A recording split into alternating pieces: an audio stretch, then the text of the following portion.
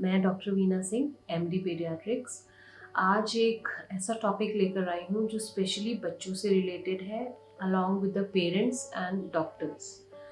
तो जैसा कि हमें पता है कि कोविड आजकल बच्चों को, तो जैसे मैंने प्रीवियस वीडियोस में बताया, ज़्यादा अफेक्ट नहीं करता है, बट कुछ परसेंटेज ऑफ चिल्ड्रन जिनको ये अफेक्ट कर रहा है, इनमें पेशेंट्स जो होते हैं हमारे पास वापस आते हैं as a case of MIS C, that is multi system inflammatory syndrome in children. इसमें क्या होता है कि ये जो इंडिविजुअल्स होते हैं, ये जो बच्चे होते हैं, इनके past history of Covid present होती है। तो ये क्वेश्चन उठ सकता है कि कौन से पेशेंट होते हैं जिनको कोविड MIS-C डेवलप होता है, कौन से बच्चे होते हैं जिनके चांसेस कम होते हैं। तो आपको एक बहुत ईजी लैंग्वेज में समझाती हूँ। जैसे ही हमारी बॉडी में वायरस आया, हमारी बॉडी का एक्टिवेशन, जो इम्यून सिस्टम एक्टिवेट हो गया, इंटरफेरॉन्स रिलीज हुए, काइमोकाइन्स रिलीज हुए, उन्होंने वायरस को इमीडिएटली हरा दिया, वायरस हार गया, और इमीडिएटली हमारा दैट इंडिविजुअल या that child will present as mild symptoms.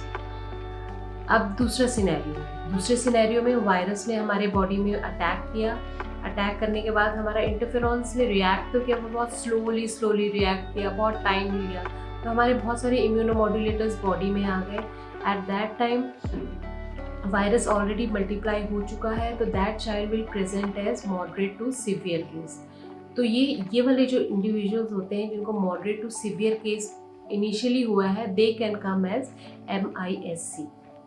तो इसमें MIS-C to classify a child as a case of MIS-C, हमारे WHO ने कुछ क्राइटेरिया दिया हुआ है। अकॉर्डिंग टू दैट, एज जो होनी चाहिए 0 to 19 ईयर्स होनी चाहिए, हिस्ट्री ऑफ फीवर होनी चाहिए मोर देन 3 days, और इन 5 में से 2 क्राइटेरियाज होनी चाहिए। क्या है? जनरलाइज्ड रैशेज होंगे या कंजंक्टिवाइटिस हो जाएगा, आईज रेडनेस हो जाएगी विच इज नॉन पुरुलेंट, मतलब चिपकने वाली नहीं होगी, only redness of eyes will be there. Then हमारे म्यूकोक्यूटेनियस इन्फ्लेमेशन हो जाएगी, मतलब हमारे हाथ और पैर में सूजन हो जाएगी, हमारे लिप्स स्वेलिंग हो जाएगी। देन हमारे patient can present as hypotension and shock, cold clammy skin होगा, CRT मोर देन 2-3 seconds होगा। Features of myocardial involvement will be there, like pericarditis के फीचर्स हो सकते हैं, वाल्वुलाइटिस के फीचर्स हो सकते हैं, कॉर्नरी आर्टरी डिजीज के फीचर हो सकते हैं, कॉर्नरी आर्टरी एन्यूरिज्म या coronary artery dilatation on echocardiography can be there. Then investigations में एविडेंस ऑफ कोगुलोपैथी प्रेजेंट होगी, PTT के INR रेज्ड होगा, D dimer will be raised. Then acute GI symptoms, child can present a severe abdominal pain, diarrhea, vomiting, and there can be inflammatory markers like ESR, CRP, PCT, ये सारे raised होंगे।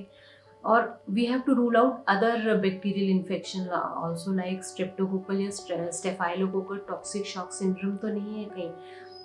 Along with this, evidence of COVID SARS positive RT-PCR report positive होनी चाहिए, और serology report positive होनी चाहिए, और antigen report positive होनी चाहिए। कोई भी child अगर इन symptoms के साथ present करता है, तो हमें first thing which should come in our mind is this child is having MIS-C in this scenario, in the present scenario I'm talking about. Now अब हम इसकी इन्वेस्टिगेशन करेंगे। इन्वेस्टिगेशन में हम इनिशियल इन्वेस्टिगेशन में first line investigation and second line. First line investigation में हम उसका कंप्लीट ब्लड काउंट चेक कर लेंगे, which will show neutrophilia, thrombocytopenia, then हमारा ये lymphocytopenia will be there, electrolyte imbalance, hyponatraemia will be there, hypoalbuminaemia will be there. We have to check for the LFT, RFT. Then in the second line of investigation, we should look for D-dimer, ferritin, PTTK, TROP-T, pro-BNP, LDH, procalcitonin and interleukin. ये अगर positive आते हैं, then we should definitely think of MIS-C in a child. MIS-C, अब हम treatment part पे आते हैं। Initially तो सबसे पहले हमने देख लिया हिस्ट्री ऑफ कोविड पॉजिटिव है कि नहीं है, उसके बाद हमने देख लिया क्लिनिकली ये फीचर्स प्रेजेंट तो नहीं है। क्लिनिकली फीचर्स में हमारे रैश हो गए, हाइपोटेंशन या शॉक हो गया, एक्यूट एब्डोमिनल इन्वॉल्वमेंट में पेन एब्डोमेन डायरिया वॉमिटिंग हो गया, हमारे स्किन इन्वॉल्वमेंट में हमारे रैशेस हो गए, देन हमारे ये बायलैटरल कंजंक्टिवाइटिस हो गई। ये सारे फीचर्स के बाद अब हम उसके ट्रीटमेंट पार्ट पर आते हैं। ट्रीटमेंट पार्ट में before starting any treatment we should send all the investigations and do the treatment part. Investigations में अगर हमें features of myocardial involvement present हो रहा है तो हमें एक कार्डियोलॉजिस्ट का ओपिनियन भी लेना बहुत ज़रूरी है। इसमें सबसे पहले हम स्टार्ट करेंगे, सबसे पहले ट्रीटमेंट में हम IVIG हम देंगे 2 ग्राम पर केजी पर day for 8 to 12 hours. IVIG देने के बाद हमने साथ में देना है स्टेरॉइड में हम पल्स थेरेपी देंगे, जिसमें कि हम मिथाइल प्रेडनिसोलोन देंगे 10 to 30 mg पर केजी पर day. This has to be given for 3 days, जब तक उसका हाई फीवर सबसाइड नहीं होता है। उसके बाद हम ओरल पे शिफ्ट कर देंगे, ओरल प्रेडनिसोलोन 2 mg पर केजी पर डे, एंड ये हम 4 to 6 वीक्स तक के लिए कंटिन्यू करेंगे। स्टेरॉइड के साथ जब हमने उसकी पेशेंट की इकोकार्डियो फाइंडिंग्स देखी, इकोकार्डियो फाइंडिंग्स में अगर हमें कॉरोनरी डायलिटेशन मिल रहा है या कॉरोनरी आर्टरी एन्यूरिज्म मिल रहा है या हमें थ्रोम्बस मिल रहा है, तो इन दैट केस हमें low molecular weight heparin add करना पड़ेगा 1 mg पर केजी पर डे के हिसाब से। और अगर वो फाइंडिंग्स नहीं है तो हम एस्पिरिन 3 to 5 mg पर केजी पर डे ऐड कर सकते हैं। अगर डायरेक्टली हमने देख लिया कि कोई भी कोरोनरी इन्वॉल्वमेंट नहीं है तो हम इकोस्प्रिन या एस्पिरिन 3 mg पर केजी पर डे ऐड करते हैं। अब क्या होता है, इन सब के सिवा अब हमने जो फीचर्स ऑफ शॉक है वो रूल आउट करने हैं। उसके लिए इनिशियली हमें उनको बोलस से हम 10 to 20 ml पर केजी पर डे ओवर 10 to 20 ml पर केजी हम देंगे over 20 to 30 minutes 2 times repeat करेंगे। इससे नहीं इम्प्रूवमेंट आता है। और अगर हमें अगर पेशेंट को वार्म शॉक में है तो हम नॉरएपिनेफ्रिन देंगे, बट अगर कार्डियक डिसफंक्शन भी है और उसको कोल्ड शॉक है तो इन दैट केस हम एड्रेनालिन देंगे। एड्रेनालिन से रिस्पॉन्स नहीं आता है, वाइट पल्स प्रेशर होता है, तो हमें दैट इज़ ड्यू टू डोब्यूटामीन। तो हम अगर डोब्यूटामीन नहीं दिया है हम बाद में डोब्यूटामीन भी ऐड कर सकते हैं।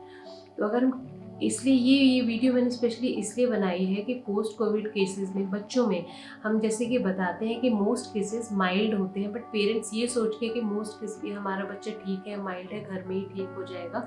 इसमें अगर पेशेंट में, अगर इंडिविजुअल में, अब छोटे बच्चे में आप ये सारे साइन देख रहे हैं, हाई फीवर आ रहा है, रैशेज आ रहे हैं, स्वेलिंग आ रही है हैंड एंड फीट की, एक्यूट एब्डोमिनल पेन है, यूरिन आना बंद हो गया, परसिस्टेंट वॉमिटिंग है, तो आप प्लीज़ उसको इमीडिएटली लेकर हॉस्पिटल आइए ताकि वो टाइमली ट्रीटमेंट होकर आपका बच्चा ठीक होकर घर में जा सके।